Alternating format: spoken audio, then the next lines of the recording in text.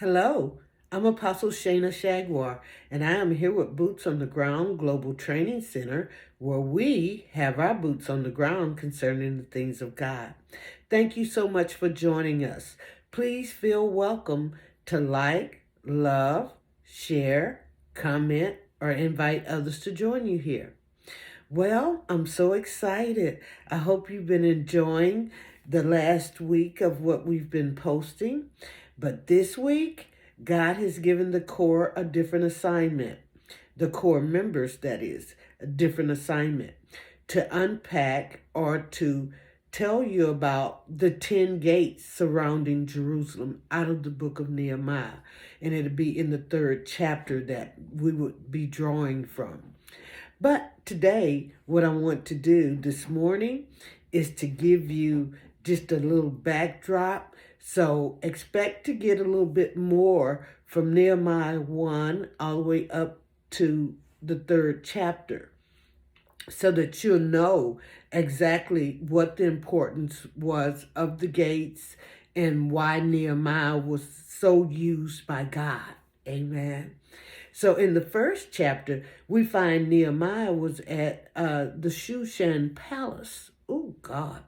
In Persia. And at this point in time, Israel had been in captivity for almost 150 years, so to say. Around about that number, you have to do your research to pretty much pinpoint it. But once you know a thing, hey, it can't be taken from you. So study to show yourself approved. Dig a little bit deeper. But while Nehemiah was at the palace, he heard of Jerusalem crisis condition, the total ruins and rubble that the city was, how the walls had been burnt with fire. Now, granted, Nehemiah had never been to Jerusalem, Judah, that area. But you can know from the context of the story that it had been passed down to him by his fathers, his forefathers. And so he knew of the importance of this city. So Jerusalem had been conquered by the Babylonians, and the once glorious temple of Solomon was destroyed. It was totally destroyed. This was the land God had promised to Abraham, Isaac, and Jacob. Oh, come on. So you'll know some things. Nehemiah's heart for the things of God is what we're looking at here. Because when he heard this news of how they were faring, the people were held captive, but they were given the opportunity to go back home to their home place, to Jerusalem. And when they got there, it was totally destroyed. They had been in captivity for 70 years in Babylon. And so when they went there, it was the promised land.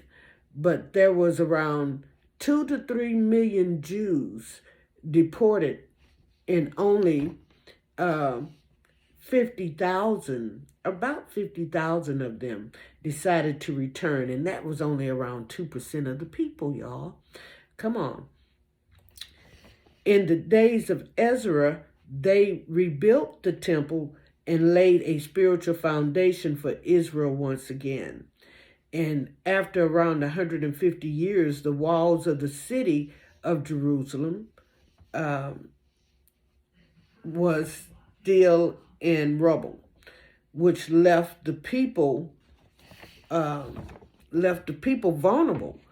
Okay, and because the gates were missing, they had nothing to protect them or the city. So they were just subject to thieves, and, if someone came into their city, they had no protection.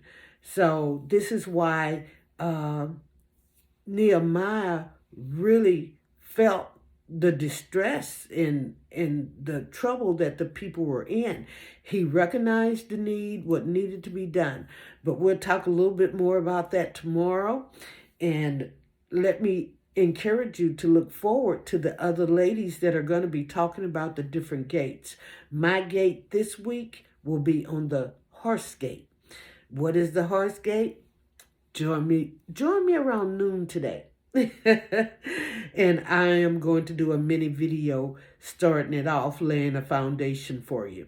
Amen. So God bless you. Thank you for joining me here on Boots on the Ground, where we have our boots on the ground. Thank you, and we'll see you again later today. Bye-bye.